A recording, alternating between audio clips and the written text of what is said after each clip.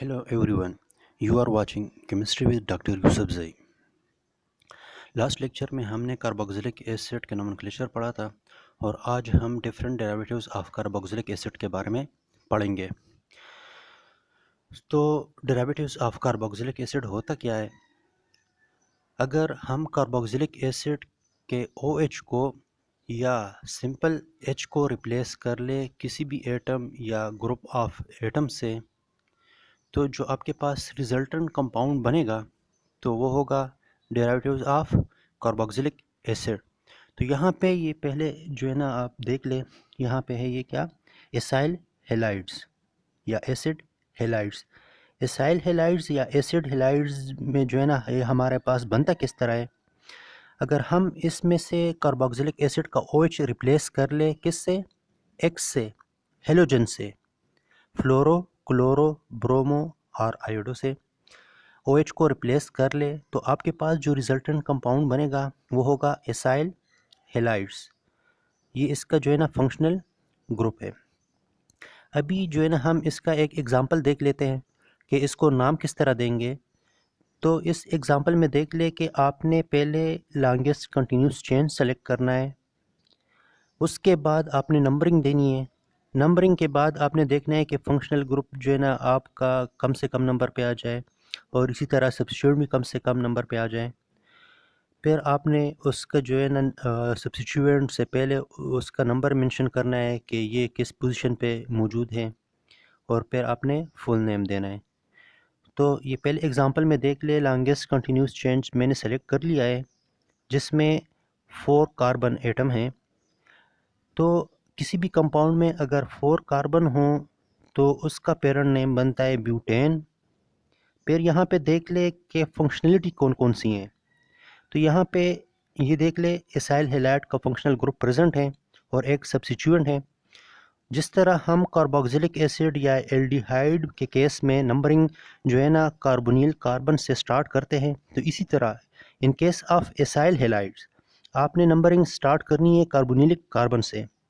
तो ये जो है ना C double bond with O, ये आपके पास कार्बोनिलिक कार्बन है। तो हम नंबरिंग यहाँ से स्टार्ट करेंगे। कार्बोनिलिक कार्बन को फर्स्ट नंबर कार्बन कंसिडर करेंगे, तो ये हो गया 1 2 3 4। फिर उसके बाद आपने देखना है कि इसमें सब्स्टिट्यूएंट कहाँ कहाँ पे हैं। सब्स्टिट्यूएंट जो है ना यहाँ पे 2 नंबर पोजीशन पे हैं।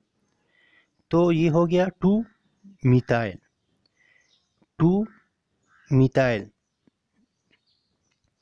तो अभी इसका फुल नेम क्या बनेगा? 2 मिथाइल ब्यूटेनॉइल ब्रोमाइड, 2 मिथाइल ब्यूटेनॉइल ब्रोमाइड। यहाँ पे इस नाम को देख ले, पेरेंट नेम को देख ले, ब्यूटेनॉइल ब्रोमाइड। इस ब्यूटेनॉइल ब्रोमाइड को हमने किस तरह वो किया हुआ है, नाम दिया हुआ है पेरेंट नेम में से। पेरेंट नेम ब्यूटेन बन रहा था इन केस ऑफ अगर हाँ यहाँ पे कोई भी आपके पास दूसरे वो नहीं है, डबल बॉन्ड या ट्रिपल बॉन्ड नहीं है, अल्केन है, ब्यूटेन हो गया।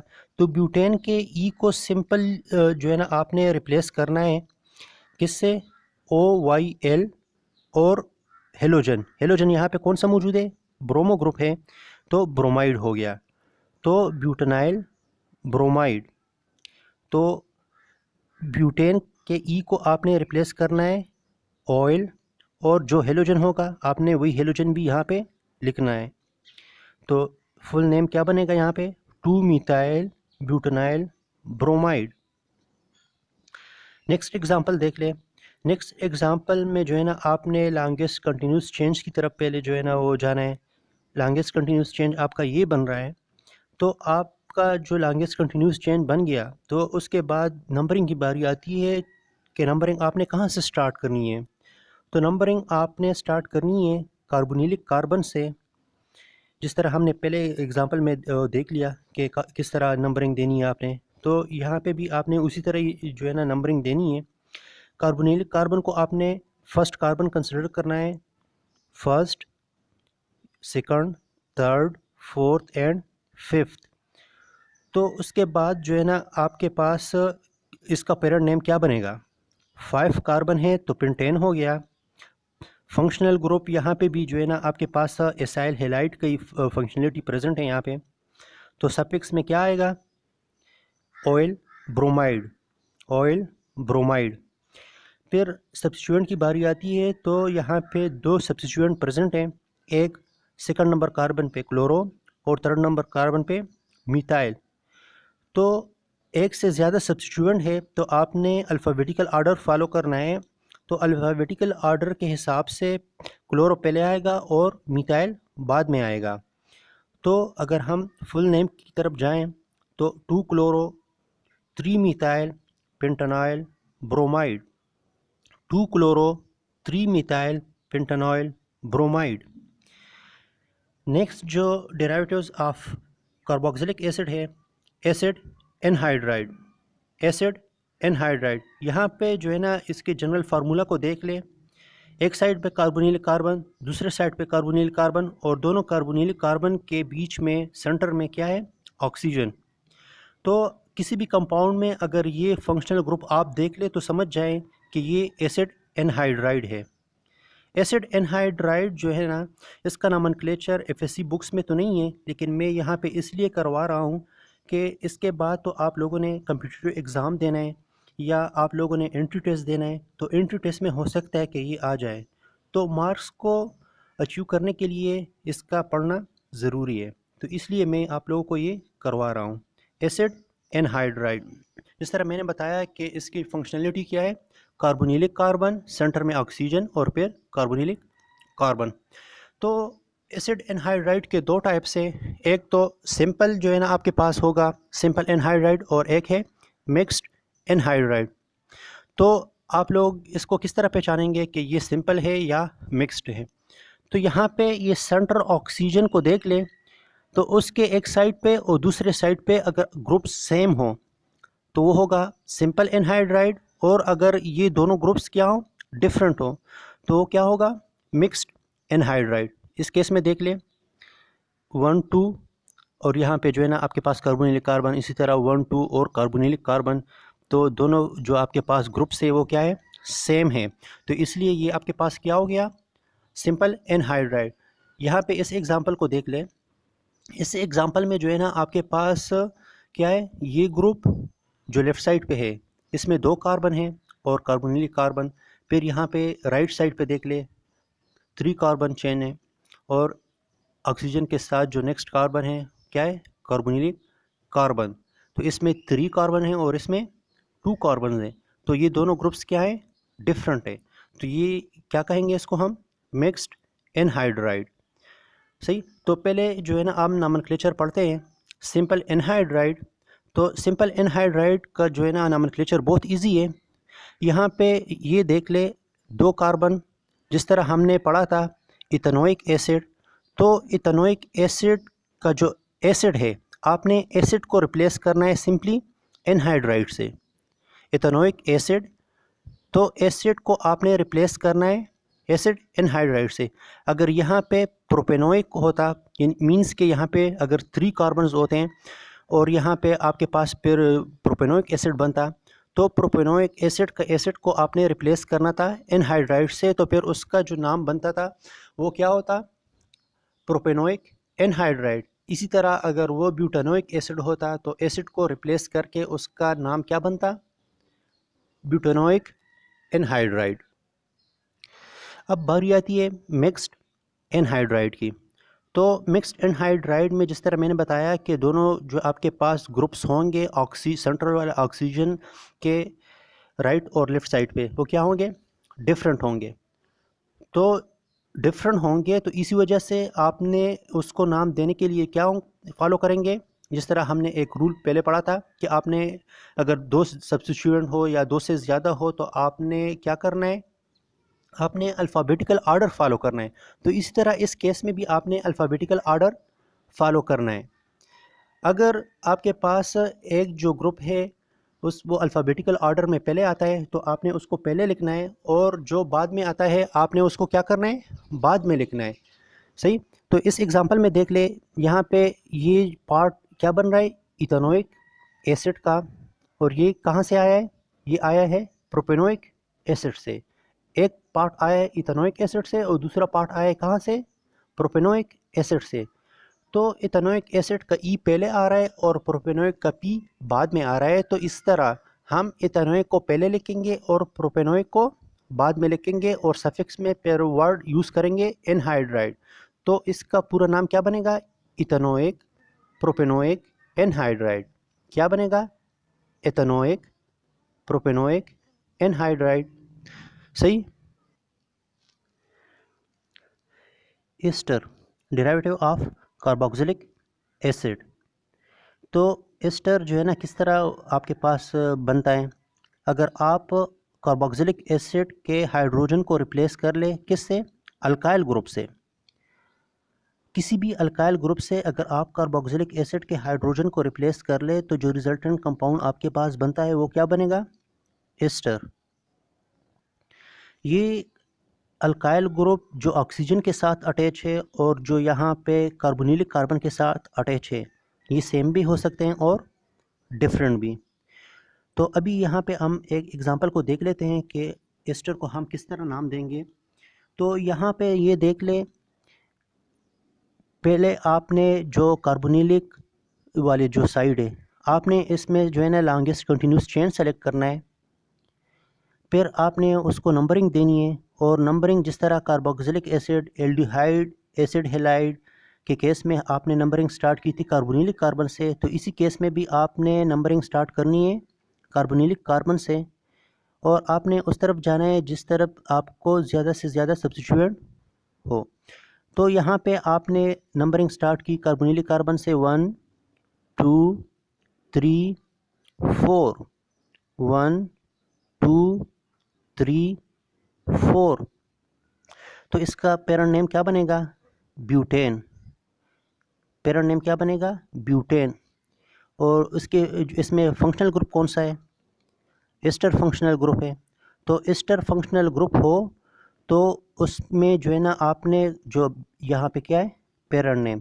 तो पेरेंट नेम के ई को आपने ड्रॉप करना है, चेंज करना है किससे, OATE, O8 से आपने क्या करना है, पेरेंट नेम के जो ई क्या होता है यहाँ पे ई, उस ई को आपने रिप्लेस करना है OH से। तो अगर हम इस केस में सिंपल केस में ये देख ले तो इसका नाम क्या बनेगा, ब्यूटेनोएट। क्या, ब्यूटेनोएट। तो यहाँ पे फिर ऑक्सीजन के साथ जो अल्काइल ग्रुप अटैच है, ऑक्सीजन के साथ जो अल्काइल ग्रुप अटैच है आपने इसको प्रीफिक्स में लिखना है। कहाँ पे लिखना है, प्रीफिक्स में। तो इसका नाम क्या बनेगा, मिथाइल ब्यूटेनोएट, मिथाइल ब्यूटेनोएट। यहाँ पे नेक्स्ट एग्जांपल में देख ले, नेक्स्ट एग्जांपल में भी आपने पहले लॉन्गेस्ट कंटिन्यूस चेन सेलेक्ट करना है किस साइड पे, कार्बोनिलिक साइड पे। तो यहाँ पे लॉन्गेस्ट कंटिन्यूस चेन सेलेक्ट किया, फिर आपने कार्बोनिलिक कार्बन से नंबरिंग स्टार्ट करनी है 1 2 3 एंड 4। फिर सब्स्टिट्यूएंट की बारी आती है। इसमें दो तरह के सब्स्टिट्यूएंट है, एक हेलो ग्रुप्स और दूसरा अल्काइल ग्रुप। तो यहाँ पे सेकंड नंबर पे ब्रोमो है और थर्ड नंबर पे methyl group, bromo and methyl group. यहाँ पे ऑक्सीजन के साथ जो अल्काइल ग्रुप अटैच है आपने इसको प्रीफिक्स में लिखना है जिस तरह मैंने आपको पहले बताया। फिर यहाँ पे ये देख ले कि उस अल्काइल ग्रुप में कितने नंबर ऑफ कार्बन है। अगर उसमें अल्काइल ग्रुप में आपने वो कार्बन काउंट करने 1 2, तो 2 जिसमें कार्बन हो इथाइल ग्रुप, तो आपने इसको प्रीफिक्स में लिखना है, पेरेंट नेम से पहले आपने लिखना है। तो इथाइल यहाँ पे स्पेस देनी है, 2 bromo 3 methyl butanoate, ethyl 2 bromo 3 methyl ब्यूटेनोएट।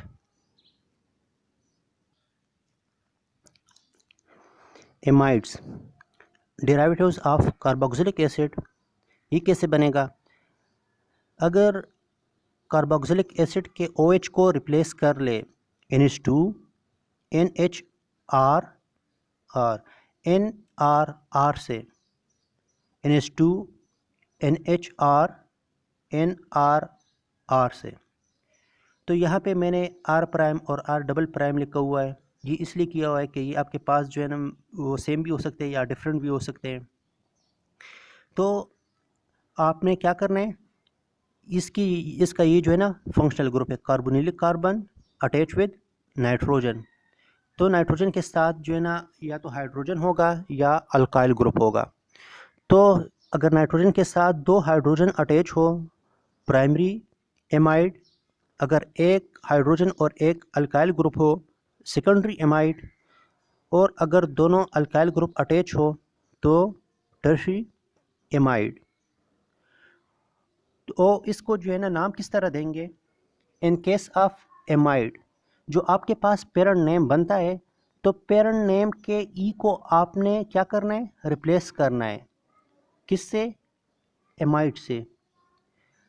Parent name में जो ई आता है एंड पे, तो आपने उसको रिप्लेस करना है किससे, एमाइड से। जिस तरह पहले क्लास में हमने पढ़ा था कि एस्टर के केस में आपने पेरेंट नेम के ई को रिप्लेस करना है किससे, OH से, OATE से, OH से। तो इसी तरह इन केस ऑफ एमाइड्स आपने पेरेंट नेम में क्या करना है, ई को ड्रॉप करना है और उसको रिप्लेस करना है एमाइड से। तो आपके पास जो नाम बनेगा वो क्या बनेगा, आपके पास नाम बनेगा एमाइड वाला। सही। तो यहाँ पे एग्जांपल देख लेते हैं। एग्जांपल में आपने चेन को सेलेक्ट किया, फिर उसके बाद नंबरिंग भी दे दी। नंबरिंग में 4 कार्बन है, ब्यूटेन हो गया पेरेंट नेम। फंक्शनल ग्रुप यहाँ पे ये एमाइड फंक्शनलिटी मौजूद है। तो जिस तरह मैंने बताया कि पेरेंट नेम के ई को आपने रिप्लेस करना है एमाइड से, तो यहाँ पे इसका फुल नेम क्या बनेगा, ब्यूटेन एमाइड। क्या, ब्यूटेन एमाइड। तो ये कौन सा एमाइड है, प्राइमरी एमाइड। तो यहाँ पे नेक्स्ट एग्जांपल भी प्राइमरी एमाइड का ही है। तो लॉन्गेस्ट कंटिन्यूस चेन, उसमें 4 कार्बन है, तो ये ब्यूटेन हो गया। फिर सब्स्टिट्यूएंट भी आपने देखना है। तो इसमें 2 तरह के सब्स्टिट्यूएंट हैं, एक ब्रोमो और एक methyl. Bromo second number carbon पे है और मिथाइल 3rd नंबर कार्बन पे। तो आपने इस सब्स्टिट्यूएंट को क्या करना है, लिखना है, और इससे पहले उसकी पोजीशन को भी आपने मेंशन करना है। तो इसका फुल नेम क्या बनेगा, 2 ब्रोमो 3 मिथाइल ब्यूटेनमाइड। 2 ब्रोमो 3 मिथाइल ब्यूटेनमाइड, ये भी प्राइमरी एमाइड ही है। नेक्स्ट एग्जांपल की तरफ आता है। यहाँ पे देख ले, जिस तरह मैंने बताया था कि अगर नाइट्रोजन के साथ एक हाइड्रोजन हो और एक अल्काइल ग्रुप हो तो ये क्या होगा, सेकेंडरी एमाइड। तो नाइट्रोजन के साथ एक हाइड्रोजन है और एक अल्काइल ग्रुप है। कौन सा अल्काइल ग्रुप है, मिथाइल। तो ये क्या बनेगा, सेकेंडरी एमाइड। तो लॉन्गेस्ट कंटिन्यूस चेन में आपके पास 5 कार्बन है, पेंटेन हो गया। पेंटेन के ई को आपने ड्रॉप करना है किससे, एमाइड से। पेंटेन के ई को आपने रिप्लेस करना है एमाइड से, तो क्या बनेगा, पेंटेन एमाइड। तो ये तो पेरेंट नेम हो गया। अभी आपने देखना है कि इसमें सब्स्टिट्यूएंट कौन कौन से हैं। तो इसमें सिर्फ आपके पास ये पेरेंट नेम में आपके पास क्या है, एक ही सब्स्टिट्यूएंट है, और दूसरा सब्स्टिट्यूएंट कहाँ पे मौजूद है, नाइट्रोजन के साथ। कहाँ पे मौजूद है, नाइट्रोजन के साथ। तो ये भी मिथाइल है और ये भी मिथाइल है, तो ये क्या हो गया, डाई मिथाइल। लेकिन पोजीशन डिफरेंट है, तो आपने इसका पोजीशन भी मेंशन करना है। एक नाइट्रोजन पे है और एक कार्बन पे, 3rd नंबर कार्बन पे। तो N3 di methyl, N3 di methyl. अगर सब्स्टिट्यूएंट आपने ये देखना है कि सब्स्टिट्यूएंट नाइट्रोजन के साथ है या कार्बन के साथ है, सही। तो आपने उसका पोजीशन भी मेंशन करना है, चाहे वो नाइट्रोजन के साथ हो या कार्बन के साथ हो। आपने ये नहीं देखना कि अगर नाइट्रोजन के साथ है तो आपने उसको पहले लिखना है, या कार्बन के साथ है तो आपने वो पहले लिखना है। नहीं, आपने अल्फ़ाबेटिकल ऑर्डर में देखना है कि अल्फ़ाबेटिकल ऑर्डर में पहले कौन सा आ रहा है। सपोज़ अगर यहाँ पे नाइट्रोजन के साथ इथाइल होता तो फिर मैं क्या लिखता, N इथाइल, और फिर क्या लिखता, 3 मिथाइल। N इथाइल 3 मिथाइल फिर मैं लिखता अगर यहाँ पे इथाइल ग्रुप होता। और अगर यहाँ पे इथाइल ग्रुप होता 3 पे, तो फिर मैं क्या लिखता, 3 इथाइल N मिथाइल। तो आपने पोजीशन को नहीं देखना कि कौन सा पोजीशन पहले आ रहा है या नाइट्रोजन के साथ अटैच है तो मैं इसको पहले लिखूंगा, या ये नाइट्रोजन के साथ अटैच है तो ये मैं बाद में लिखूंगा। नहीं, आपने सब्स्टिट्यूएंट के अल्फ़ाबेटिकल आर्डर फॉलो करना है। अगर वो पहले आ रहा हो तो आपने वो पहले लिखना है, अगर वो बाद में आ रहा हो तो आपने वो बाद में लिखना है। सही हो गया। नाइट्राइल्स, तो नाइट्राइल की जो फंक्शनलिटी है क्या है, CN, या यहाँ पे एक्सपेंडेड फॉर्म में अगर हम लिख ले तो C triple bond with N, CN और C triple bond with nitrogen. तो इस केस में ये सिंपल फंक्शनलिटी CN, अगर किसी भी कंपाउंड में CN मौजूद हो तो मतलब कि ये आपके पास क्या है, नाइट्राइल हाइड्रोकार्बन्स। तो अभी नंबरिंग की बारी आती है, तो नंबरिंग आपने कहाँ से स्टार्ट करनी है, तो नंबरिंग आपने स्टार्ट करनी है नाइट्राइल के कार्बन से, इस वाले कार्बन से। जो नाइट्रोजन के साथ ट्रिपली बॉन्डेड कार्बन है तो आपने नंबरिंग उसी कार्बन से ही स्टार्ट करनी है। फॉर एग्जांपल यहाँ पे ये देख ले, नाइट्राइल ग्रुप क्या है, अल्काइल ग्रुप। तो जिस तरह मैंने बताया कि आपने नंबरिंग स्टार्ट करनी है इस वाले कार्बन से, तो इस वाले कार्बन से मैंने नंबरिंग स्टार्ट की 1 2 3। जिस न लॉन्ग चेन में अगर 3 कार्बन हो तो इसका पेरेंट नेम बनता है प्रोपेन, और फंक्शनल ग्रुप क्या है, CN। CN के लिए वर्ड यूज़ करते हैं नाइट्राइल। CN के लिए कौन सा वर्ड यूज़ करते हैं, नाइट्राइल। तो पेरेंट नेम के बाद आपने लिखना है वर्ड नाइट्राइल। इस केस में आपने जो पेरेंट नेम है उसके ई को ड्रॉप नहीं करना, उसी के साथ ही आपने क्या करना है, लिखना है प्रोपेन का जो ANE है उसी के साथ ही आपने वर्ड नाइट्राइल ऐड करना है विदाउट ड्रॉपिंग ई। सही हो गया। तो इसका पूरा नेम क्या बनेगा, प्रोपेन नाइट्राइल। बुक में एक नाम और भी यूज़ किया हुआ है, जिस तरह हमारे पास अगर यहाँ पे कार्बोक्सिलिक एसिड में 3 कार्बन्स होते हैं तो उसके लिए जो वर्ड हम यूज़ करते हैं प्रोपियोनिक एसिड, क्या यूज़ करते हैं, प्रोपियोनिक एसिड, ये वाला। तो इस प्रोपियोनिक एसिड का जो IC और एसिड है, IC और एसिड, ये वाला वर्ड आपने रिप्लेस करना है O नाइट्राइल से, O नाइट्राइल से। मतलब कि IC की जगह O आ जाएगा और एसिड की जगह नाइट्राइल, तो इसका नाम क्या बनेगा, प्रोपियोनो नाइट्राइल, प्रोपियोनो नाइट्राइल। तो सिर्फ अगर आप अपने आसानी के लिए सिर्फ एक ही जो है ना वो नाम को फॉलो कर ले, ये ऊपर वाला, इसलिए कि इसको जो है ना नेक्स्ट एग्जांपल में मैंने सिर्फ इसी नाम को फॉलो किया हुआ है, तो आप लोग भी इसी नाम को अगर फॉलो कर ले तो फिर आपको कन्फ्यूजन नहीं होगी। तो इसलिए मैंने नेक्स्ट एग्जांपल में सिर्फ ये ऊपर वाला नाम क्या किया है, फॉलो किया है, प्रोपेन नाइट्राइल। तो नेक्स्ट एग्जांपल की तरफ जाते हैं और देखते हैं कि कौन सा एग्जांपल है। यहाँ पे देख ले, लॉन्ग चेन में आपके पास 5 कार्बन है, पेंटेन हो गया। नंबरिंग आपने नाइट्राइल के कार्बन से ही स्टार्ट लेनी है, तो 1 2 3 4 5 पेरेंट नेम बनेगा पेंटेन। फिर उसके बाद सब्स्टिट्यूएंट कहाँ पे, एक सेकंड नंबर कार्बन पे और एक थर्ड नंबर कार्बन पे, सेकंड और थर्ड पे। तो सेकंड पे 2 ब्रोमो और थर्ड पे 3 मीथाइल, 2 ब्रोमो और 3 मीथाइल। तो अगर हम पूरा नाम देख ले, 2 ब्रोमो 3 मीथाइल पेंटेन नाइट्राइल। जिस तरह पहले एग्जांपल में मैंने बताया था कि जो पेरेंट नेम है आपके पास उसके ई को आपने रिप्लेस नहीं करना, उसी के साथ ही आपने नेक्स्ट में क्या लिखना है, वर्ड नाइट्राइल ऐड करना है। तो इसी तरह pentane nitrile, 2 bromo 3 methyl pentane nitrile. Next example देख ले, उसमें 6 कार्बन है, हेक्सेन हो गया। नंबरिंग भी स्टार्ट करनी आपने नाइट्राइल वाले कार्बन से। फिर सब्स्टिट्यूएंट की बारी आती है, एक सब्स्टिट्यूएंट सेकंड नंबर कार्बन पे है और एक थर्ड नंबर कार्बन पे है। तो फिर आप देख ले, 2 पे क्या है, आयोडो है, और 3 पे क्या है, इथाइल। तो इथाइल जो है ना पहले आता है और आयोडो बाद में, तो उसका पूरा नाम बनेगा 3 ethyl 2 iodo hexane nitrile, hexane nitrile.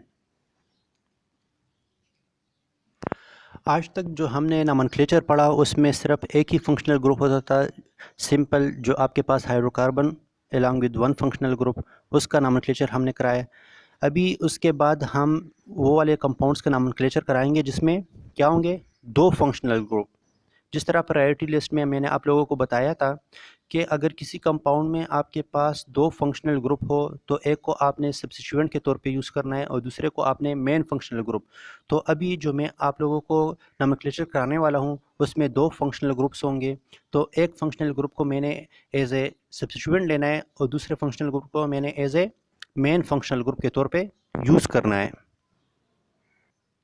आज के लिए इतना ही। नेक्स्ट क्लास में मिलते हैं। Nomenclature of compounds containing two functional groups. Thank you. Allah Hafiz.